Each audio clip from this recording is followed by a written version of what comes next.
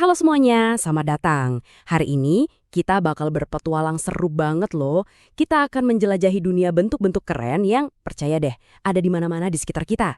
Udah siap belum? Yuk, kita mulai. Coba deh, sekarang berhenti sebentar, lihat sekeliling kamu. Pernah nggak sih kamu bener-bener perhatiin bentuk benda-benda yang kamu lihat tiap hari? Kayak misalnya, sebuah pintu. Atau mungkin roda sepeda. Atau bahkan atap rumah. Kira-kira apa ya persamaan dari semua benda ini? Nah, jawabannya adalah semua benda tadi itu sebenarnya terdiri dari bentuk-bentuk matematika yang spesial. Dan hari ini kita akan bedah semuanya. Oke, ayo kita langsung masuk aja. Oke, tapi sebelum kita kenalan sama bentuk-bentuknya, kita harus tahu dulu nih dasarnya. Jadi, apa sih sebenarnya bangun datar itu? Gampangnya gini, bangun datar itu adalah bentuk apapun yang, datar, gepeng. Bayangin aja kayak gambar di selembar kertas. Dia punya panjang, punya lebar, tapi sama sekali nggak punya tebel. Jadi benar-benar dua dimensi. Jadi semua bangun datar itu punya beberapa ciri khas. Pertama, karena dia gepeng, ya dia cuma punya dua dimensi, panjang dan lebar. Terus, dia pasti punya garis-garis pembatas yang kita sebut sisi dan juga pojokan-pojokan yang kita sebut sudut. Nah, karena inilah kita bisa ngukur dua hal penting dari bangun datar, luas dan kelilingnya. Nanti kita bahas lebih lanjut soal ini ya.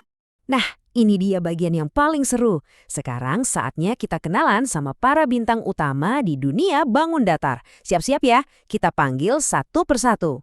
Yang pertama, kita sambut si paling rapi dan simetris, persegi. Kenapa dia paling rapi? Soalnya keempat sisinya itu panjangnya sama persis, nggak lebih, nggak kurang. Dan keempat sudutnya itu loh, sempurna banget. Tegak lurus atau yang biasa kita sebut sudut siku-siku.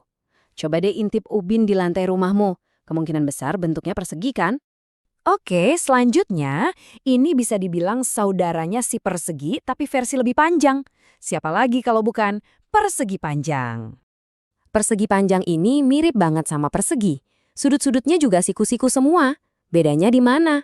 Nah, bedanya cuma sisi yang berhadapan aja yang panjangnya sama.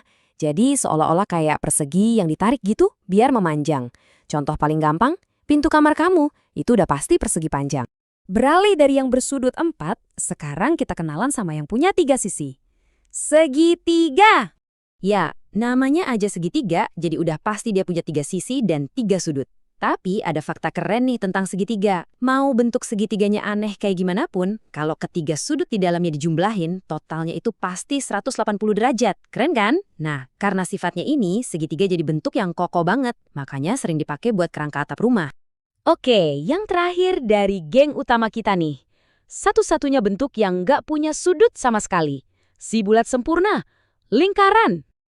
Lingkaran ini benar-benar unik. Dia cuma punya satu sisi doang, yaitu sisi melengkung yang nyambung terus. Makanya dia nggak punya sudut. Dan keajaibannya tuh di sini.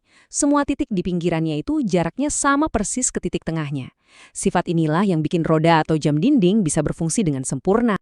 Oke, kita udah kenalan sama semua bentuknya. Terus, buat apa sih kita tahu semua ini? Nah, salah satu gunanya adalah kita jadi bisa mengukur mereka. Yuk, kita intip sedikit soal cara ngukur luas dan keliling. Kita pakai persegi lagi ya sebagai contoh biar gampang. Coba bedain dua hal ini. Pertama, luas.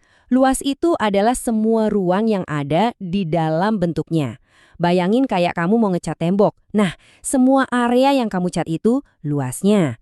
Kalau keliling, itu adalah jarak total kalau kamu jalan mengitari pinggirannya. Jadi ingat ya, luas itu dalamnya, keliling itu pinggirannya.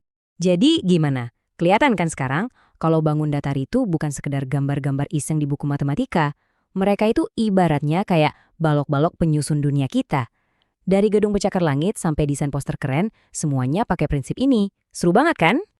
Wah, kamu hebat. Coba lihat.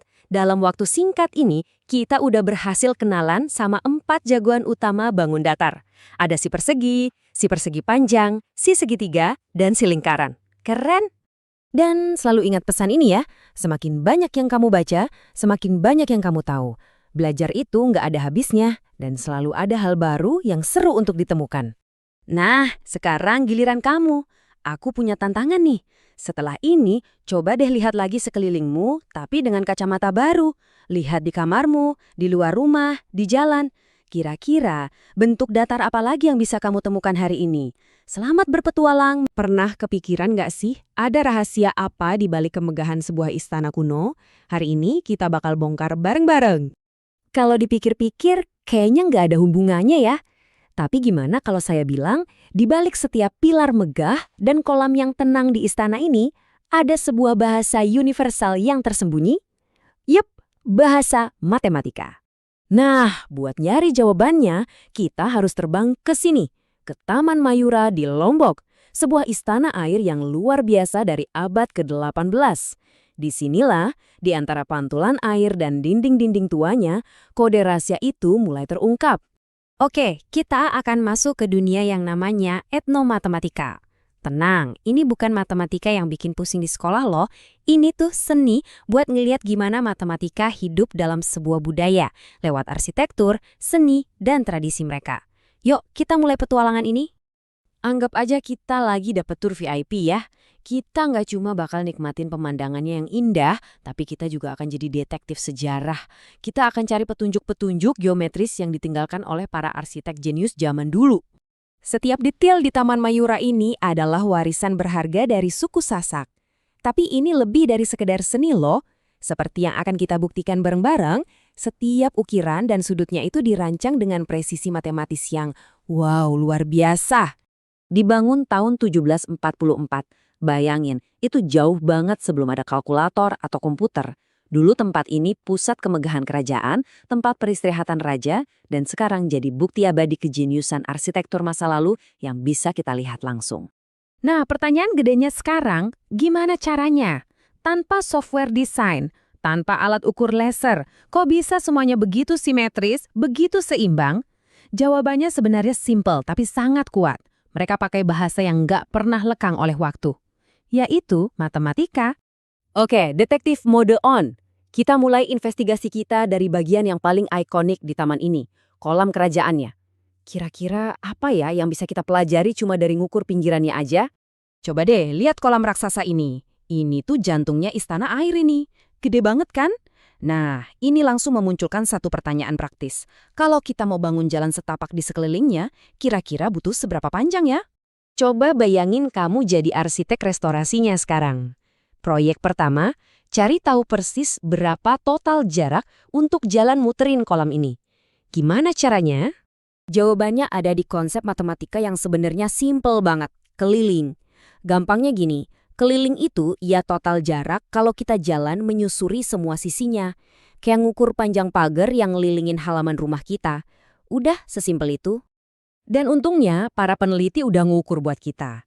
Jadi kita dapat angkanya nih, panjang kolam ini 191,60 meter dan lebarnya 81 meter. Oke, sekarang kita punya data yang bisa kita olah. Cara ngitungnya juga logis banget. Kita tinggal tambahin aja semua sisinya. Sisi panjang yang pertama, ditambah sisi lebarnya, ditambah lagi sisi panjang yang satunya, dan terakhir ditambah sisi lebar yang kedua. Dan totalnya adalah, jeng jeng jeng, 545,2 meter. Wow, itu lebih dari setengah kilometer loh cuma buat muterin satu kolam ini aja.